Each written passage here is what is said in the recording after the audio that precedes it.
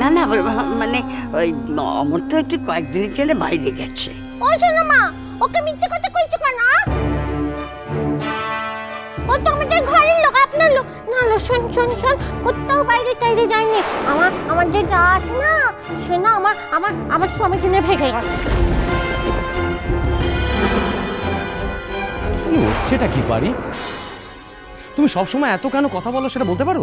বেশ করেছি বলেছি, যা সত্যি কথা তাই বলেছি। এই আমাদের মিনুকেই তো বলেছি। মিনু দেখছিস তো আমার বাপের বাড়ির লোকেরা কেমন আমাকে খোয়ার করছে। স্বামী সঙ্গে না থাকলে যা হয় আর কি, দেখ না কেমন হেলা চিন্তা করছে। হ্যাঁ যাকে যাকে সেসব কথা পরে হবে, একটু চুপ করো না ঠাকুরজি, ওকে বলতে দাও। কই বললে না তো? কোন ভদ্রলোক কি বলেছে তোমায়? যেটা বলছিলাম মানে তোমাদের পাড়ার এক ভদ্রলোক আমার স্কুলে যায় বই দিতে। তিনি গিয়ে আমাকে বললেন যে তোমরা নাকি বলেছো আমার খুব অহংকার, আমার খুব ডাঁট। আমি স্কুলের দিদিমণি হয়েছি বলে নাকি ধরাকে সরাজ্ঞান করি।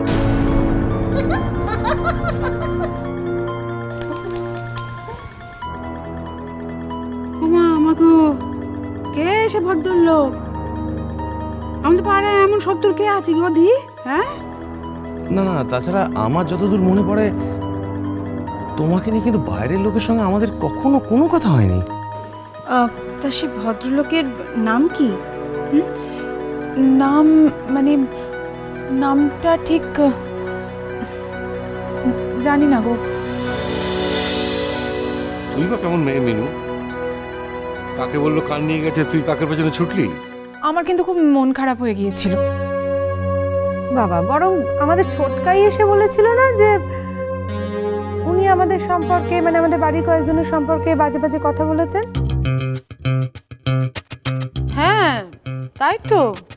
আমি সেরকম ধরনের মেয়ে নই, আর বাবা জ্যাঠার সম্পর্কে খারাপ কথা বলার আগে আমার যেন।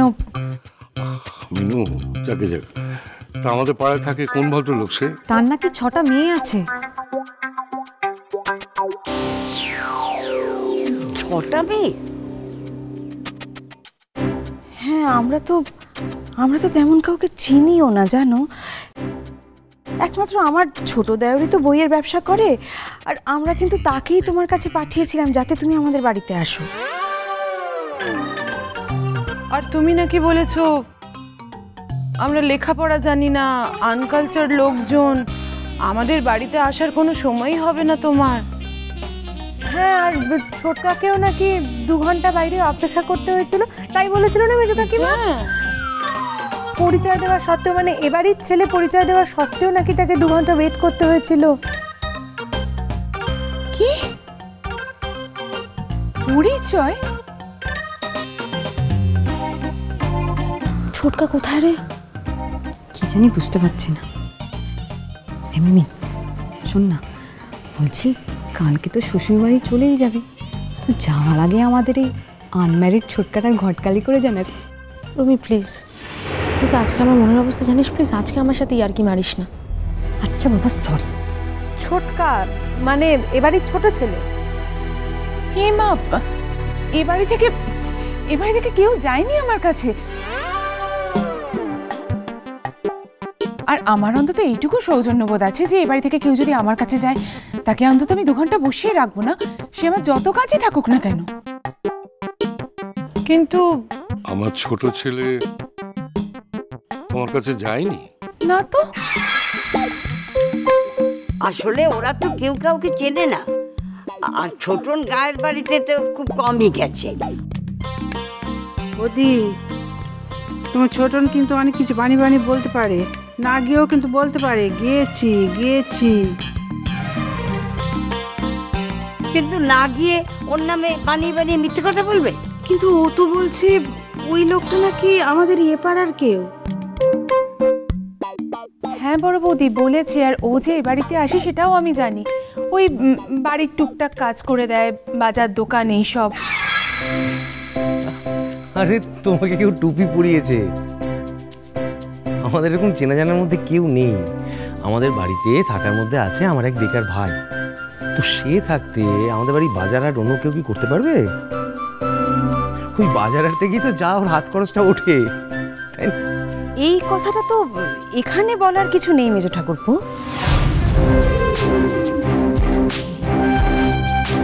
কোন কথা কোথায় বলতে হয় সেটাও দেখছি এখনো পর্যন্ত শিখে উঠতে পারো। থাক না মেজটা, ছাড়ো না। কেন শুধু শুধু এই অপ্রিয় সত্যি কথাগুলো সকলের সামনে বলতে যায়? তুমি থামো তো, বেশি বড় বড় কথা বলো না। আমরা অনেক অপ্রিয় সত্যি জানি, সেগুলো বলবো সবার সামনে। দাঁড়াও দাঁড়াও দাঁড়াও, তুমি এত রিয়াক্ট করছো কেন বলো তো? আমি তো সেটাই বুঝতে পারছি না। প্রশ্নটা নিজেকে করো না মেজো ঠাকুরপো। নিজের ভাইকে অন্যদের সামনে কতটা ছোট করতে পারো তুমি, সেটা একবার ভেবে দেখেছো? ঠিক বলেছি বড় বৌদি, মুখে একদম ঝামা ঘষে দিয়েছে। এই মিনু, জানিস তো আমার ছোট ভাই না এত ভালো তুই ভাবতেও পারবি না।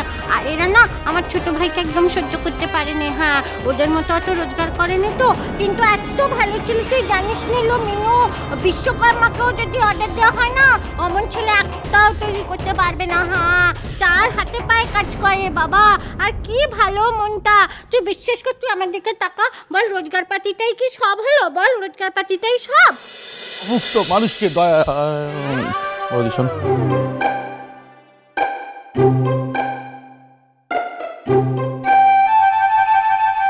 আজ তোমার দুয়ারে একজন অসহায়, গরিব, দুঃখী, অভুক্ত মানুষ এসে দাঁড়িয়েছে। সে ভিখিরি হলো, সে তো অতিথি, নরনারায়ণ। তার পেটে একটু ডাল, একটু ভাত ভালো করে মেখে দাও, তাহলে আমার এই জঠর জ্বালাটা একটু জুড়ায়। উফ, আর পাল্লাই পড়েছি খানজানি মাস্টার দিয়ে।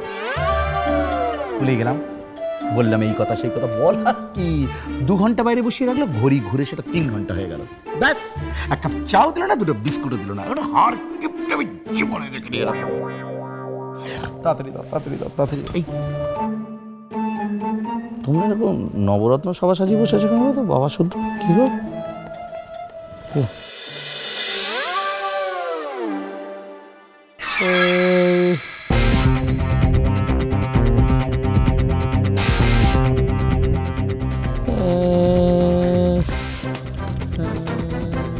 চেনো না কি ওকে?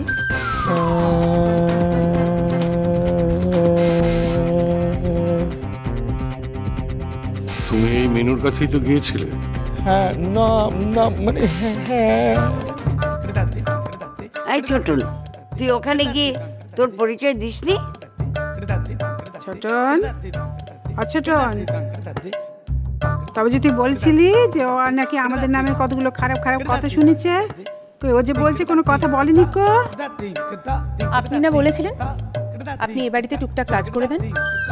হ্যাঁ, না মানে কিন্তু মানে আপনি বলেছিলেন আপনার 6টা বাচ্চা।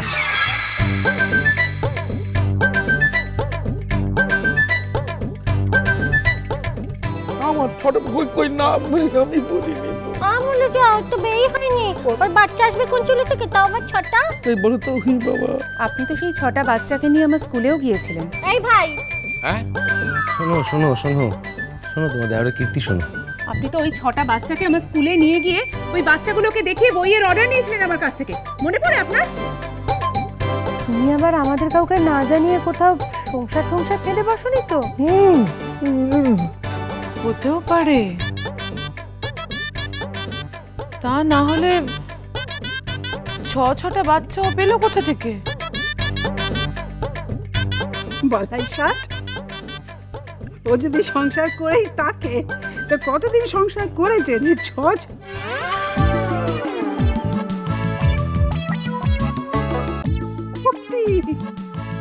কিরে ছোটন, কি বলছে? হ্যাঁ, ওই 6টা বাচ্চা আমি ভাড়া করে নিয়ে গেছিলাম।